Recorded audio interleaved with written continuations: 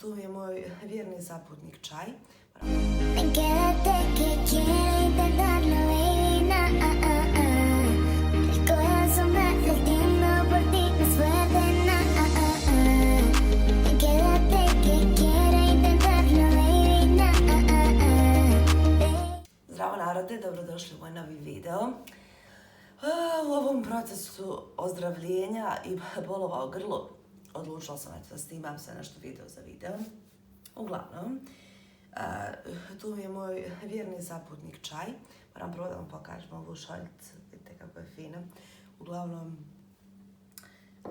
ovo sam dobila od sestre i Draženima istu na kojoj piše King, tako da smo totalno meči.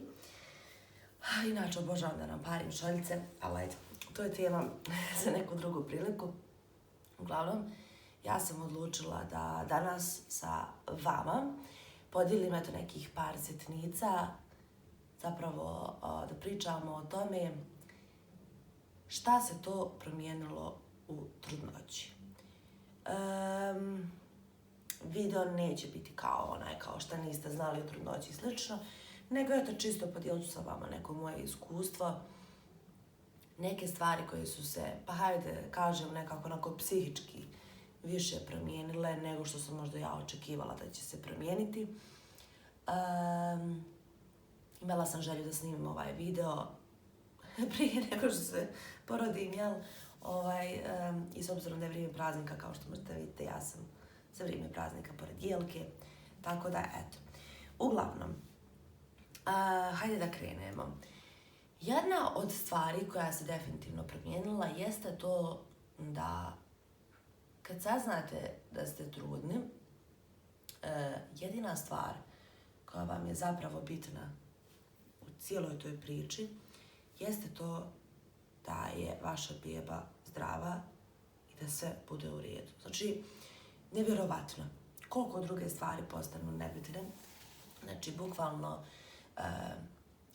baš sve postane nebitno. Ja sam inače neko ko itekako zna da se cima i oko sitnica i slično. Ja ne kažem da se ja i dalje ne cimam oko sitnica, ali prva i posljednja misao sa kojom ja ležem uveče i sa kojom se budim jeste da je moja beba u redu.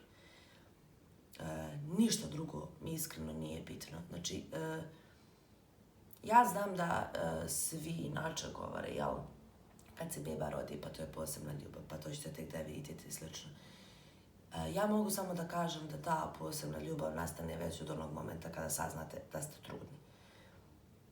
Meni barem, jel, vjerujem da i drugima, ali meni barem koja sam htjela, jel, da imam dijete i naravno da smo i planirali i sve i nisam mogla biti radosnija što se tiče toga kada sam saznala da sam trudna.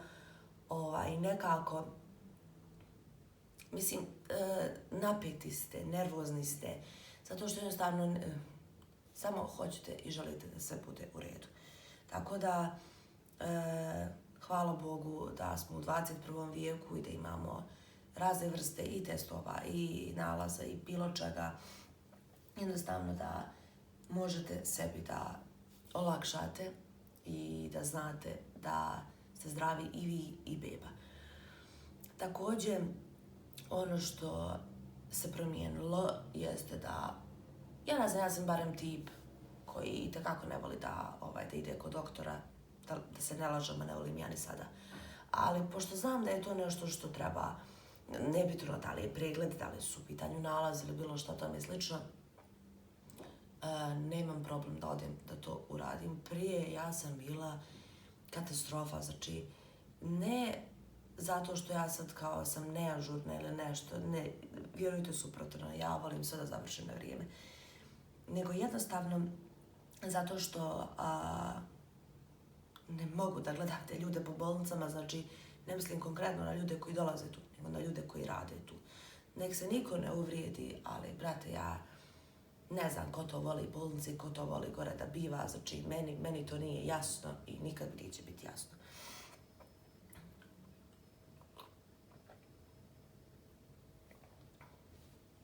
Jelem, grlo me boli, a pričam i onda čaj mi jedino pomaže. Eto, to je jedna također od stvari koja se promijenila. Zatim, što se još promijenilo, najsmješnije od svega, slabo zalazim na na ženske odjele u radnjama. Znači, ja sam bukvalno, što muž na dječjem odjelu i samo gledamo neke stvarčice, neke sitnice. Jednostavno, odjednom, ja ne kažem da ja nisam sebi nakupovala stvari, ja sebi uvijek nakupujem stvari i vjerojatno će to uvijek tako i biti, ali jednostavno nisam više toliko zainteresovana i uzbuđena kao što sam uzbuđena kada vidim nešto za bebu, nebu, šta god da je to, znači, ali ljudi moji, šta god da je to je tako minijaturno, malo i slatko i preslatko je i stvarno obožavam tamo da čeprkam, da čačkam, milion stvari u nekim prilikama zdražen za kao jadno naše djete, neće imati šta obući, a već smo natrpali puno armara, tako da, ali eto vidjet ćete to u nekom od narednih videa svakako. Dok sve sredimo i završimo, pošto nam je sobica u fazi pripremanja i ja sam katastrofa umorna i baš mi se ne da nekako da započnem, a znam da moram. No evo, čekam da malo prođu ovi dijelovi praznika trenutno, pa ću onda da se malo više angažujem tamo nekad. Pa ne znam nijak, kad se nakarnim, vjerovatno. Evo sad se još i odvalila čaja, hajde dobro, nema veze. Uglavnom, šta sam još htjela da vam kažem mimo tog shoppinga, jel? Ono što su vam svi govorili da nema ništa preče, apsolutno nema ništa preče. Ljudi moji, znači što ja volim da budem trudna, znači to je strašno. Ja sam imala itekako i mučnine prva 3 mjeseca i baš mislim, ne toliko strašno kao što žene znaju da imaju, ali imala sam dovoljno da me muče, da me smetaju i da se jedno čekala da se završi. Ali posle toga, period je stvarno bio divan. Hvala Bogu, imam zdravu trudnoću, bez ikakvih komplikacija, bez ikakvih problema. Mogla sam normalno i da putujem, i da se krećem, i da idemo i na more, i bilo gdje. Sve sam mogla. Na čemu sam zahvalna neizmjerno.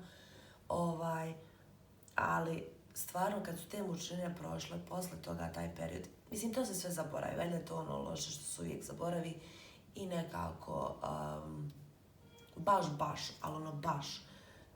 dođete u situaciju da pamtite samo lijepo i uživate.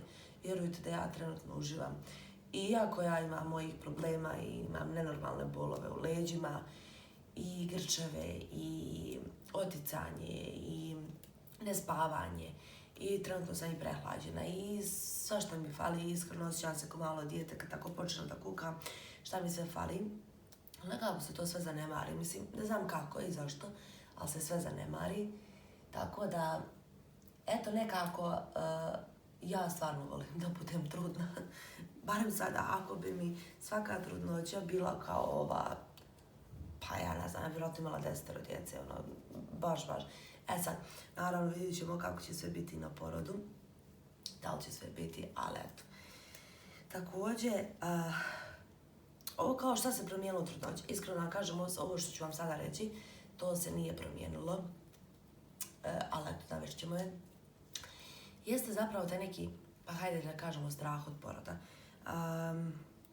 Meni je to uvijek iskreno bilo strašno, ne znam da li postoji žena koja nije bilo strašno i da li je sad to neka tabu tema, ali budimo realni, samo nenormalan se ne bi plašio poroda. Ne plašim se ja samog tog čina i svega toga što slijedi. Iskreno da vam kažem, ja se najviše plašim nepoznatog. Nikad prije se nisam porađala, nemam pojma šta se sve tu dešava. Mislim, ja znam od prilike šta se tu dešava, ali sve do detalja nekih i ja se iskreno plašim nepoznatog. Plašim se zato što ne znam i zato što ne mogu baš ko neki štrebar da nabubam sve napamet, da imam pod crticama, jer sam ja baš ko neki štrebar što se toga tiče i eto, iskreno vam kažem, toga se malo plašim. Mislim malo. ne mogu sad reći da sam prestravljena, ali vjerovatno da će biti kad se baš bude približilo. Kad se baš bude približio taj moment. Mislim, svi mi govore kao to je nešto što mora se desiti, to je prirodno. Sve je to prirodno, ljudi moji, ali ja se nikad do sad nisam porađala, vi oni samo preprečavaju. Ja ne znam, nemam svoje lično iskustvo, tek ću ga imati, hvala Bogu. Pa eto, vidjet ćemo. Možda i snimim video da prepričam kako je sve bilo. Da će Bog da sve bude u redu, svakako. Također jedna od stvari koja se promijenila u trudnoći, svi govore kao spavaj, najbitnije da spavaš, što više spavaj, tako to. Ljudi moji, ja ne mogu da spavam. Znači ja negdje sam pročitala da zapravo to što ne možete spavati jeste da se tijelo i organizam samo priprema na ono što dolazi, jel? Da ćete vi slabo spavati nakon što se beba dođe. Ja stvarno ne mogu da spavam. Ja sam umorna, meni se spava, ali opet nekako ja stižem na sve strane. Ja sve živo radim. Ja hodam, trči tamo, trči vamo. Ne stižem da odmaram, ne stižem da otkunjam. Prije 2 dana, ja mislim, bili smo kod mojih kući i ja mislim da je to bio prvi ili drugi put za cijelu trudnoću da sam ja legla po danu jer mi se spavalo i da sam otkunjala 1 sat vremena. Znači prvi ili drugi put, slagat ću vas. Zato što par dana prije toga također kad mi se spavalo, ja sam editovala neki video i kao ne mogu tamo vamo, ne mogu da stignem dok sam ja editovala video, bilo je vrijeme i ručka, tako je to prošlo, ja nisam.